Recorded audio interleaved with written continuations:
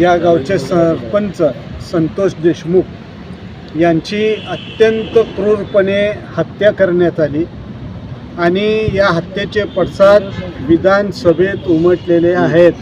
बऱ्याच आमदारांनी पूर्णपणे माहिती विधानसभेत दिलेली आहे की संतोष देशमुखची हत्या कशी केली आणि कोणी केली हे सुद्धा विधानसभेत झालेलं आहे।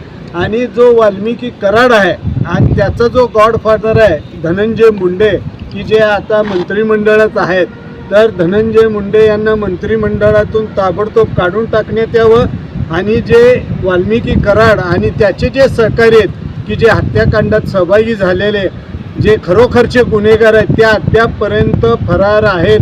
तेव्हा पोलिसांनी सगळी ताकद पणाला लावून त्या वाल्मिकी कराड आणि त्याच्या सहकाऱ्यांना ताबडतोब अटक करणं अत्यंत गरजेचं आहे। जर ह्याला विलंब होत गेला तर मराठा क्रांती मोर्चाच्या वतीनं उग्र आंदोलन उभा करण्यात येईल। सदस्य जो बीडला जो प्रकार घडला त्या प्रकाराला जवळजवळ 14 दिवस झाले आणखी मास्टरमाइंड आरोपी अटक नाही। कोणीतरी डमी उभा करायचं आणि त्याच्यावर गुन्हा दाखल करायचा त्यांचा प्रयत्न चालू आहे। परंतु जरंगे पाटलापासून सर्व पक्षीयांनी आता मोर्चाचं आयोजन केलं आहे।